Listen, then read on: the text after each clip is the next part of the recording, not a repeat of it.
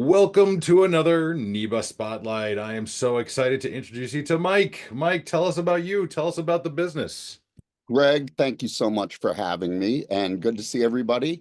My name is Mike and I focus on one thing, solving the riddle of why talking about your business is so hard.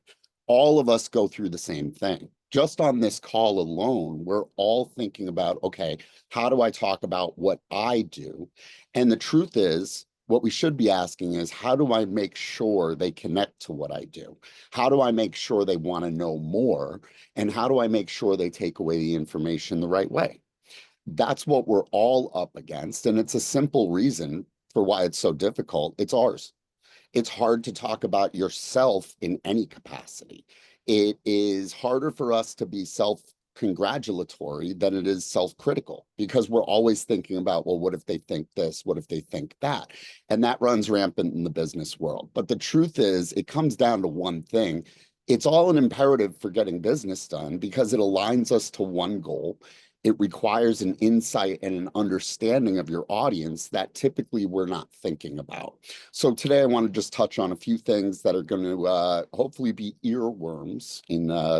Somebody in my group said that when I told them that Call Me Maybe by Carly Rae Jepsen is my favorite song. They said, no, that's just an earworm.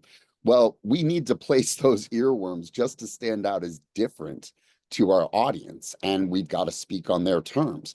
The reality is there's no business without show business. Every one of us is on stage. We are playing a part. There are scripts, there are props, there are directors.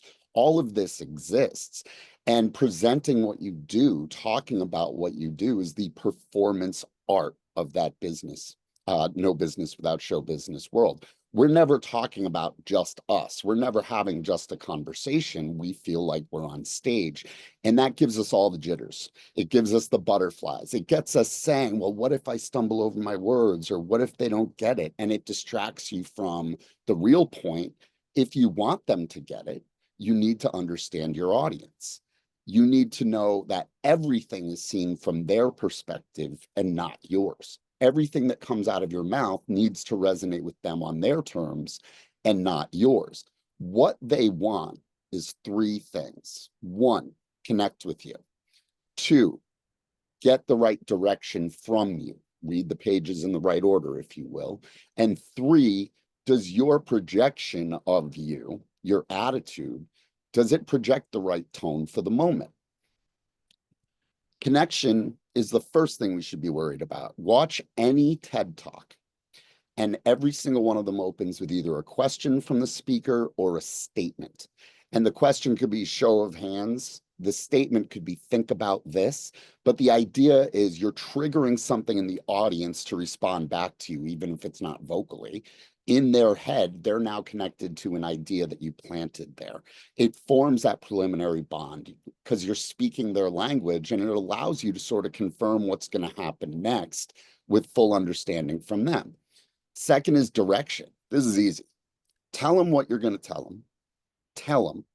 Tell them what you just told them. Get to a point of arrival, said, here's what we need to cover. Tell them exactly that, and then explain. So the benefits of this, of doing this, will be A, B, and C. If they can follow along and understand, okay, you said that, that's why you said it, and here's why it's important, that's what you want people to remember. So even in your pitch and a networking session, here's what I'm going to talk about, then you tell us, and here's why it's important. That's a simple format for understanding how to direct your audience through the information in the right way. And then finally, projection. And this is always my favorite. It requires constant attitudinal adjustments. For instance, your personality, you tend to be trapped in. You can't change who you are. So let's say I run a bungee jumping company and I have people come up on a bridge and tie rubber bands to their legs and push them off the side. It is pure 100% adrenaline and exhilaration.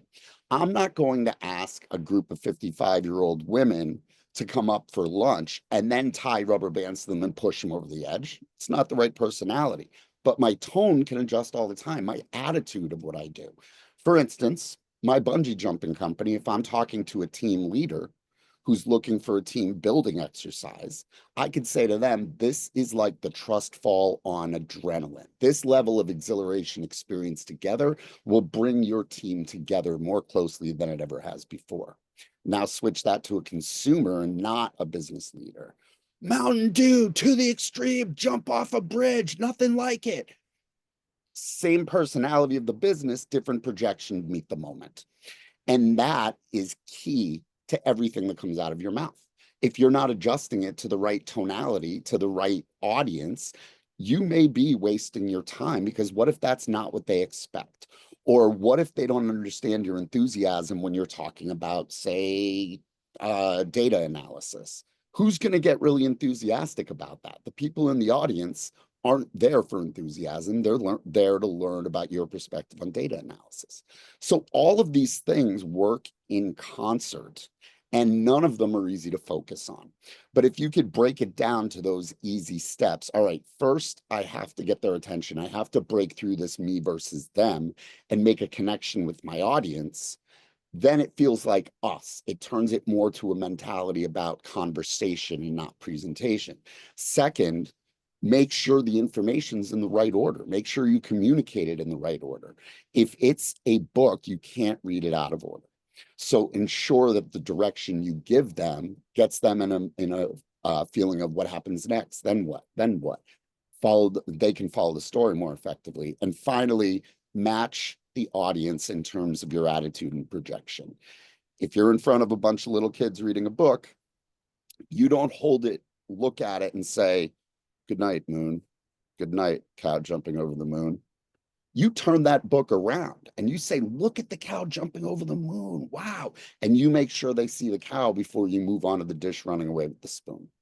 It's that simple. How can you explain what you do the simplest way that is on your audience's terms and makes you stand out as different?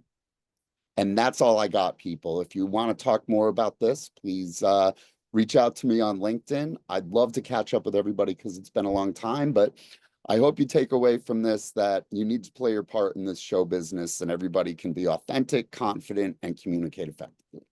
Good job, Mike. What's the best way for people to reach out to you one more time?